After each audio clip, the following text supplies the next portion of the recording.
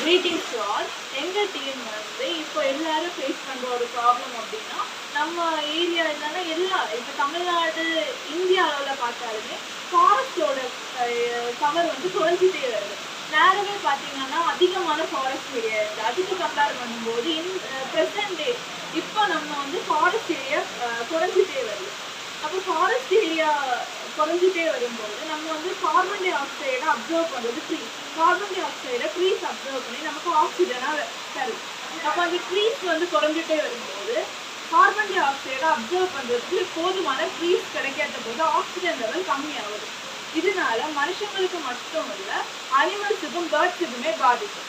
அதனால அதுவும் இல்லாமல் மனுஷங்க வந்து தங்களோட தனியான தேவைக்காக ட்ரீஸ் எல்லாம் கட் பண்ணி அதை அழிச்சிட்டு இருக்காங்க. அவங்க வந்து மற்றவங்களை பற்றி யோசிக்கிறது இல்லை.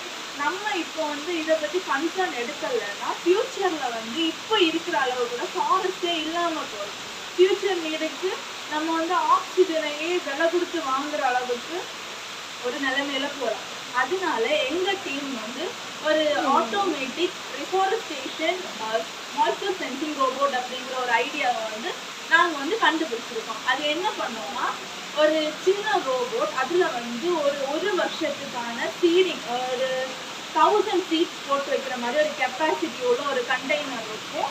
அண்ட் வந்து இப்போ வந்து நம்ம எப்பவுமே பேட்டரி மாற்றிட்டு இருக்க முடியாது. அதனால ரெனியூவபிள் ரிசோர்ஸஸ் மாதிரி உள்ளதுல சோலார் பேனல் வச்சுருக்கோம். அப்போது டே டைமில் வந்து அது சோலார் எனர்ஜியை எலக்ட்ரிசிட்டியாக கன்வெர்ட் பண்ணி பேட்டரியில் வந்து ஸ்டோர் பண்ணி வச்சுருக்கோம். அதனால நம்ம வந்து பேட்டரி செலவு மிச்சம். அதுவும் இல்லாமல் அது வந்து ரினியூவபிள் ரிசோர்ஸஸாகவும் என்விரான்மெண்ட்டுக்கு ஹார்ம்லெஸ்ஸாகவும் இருக்கும்.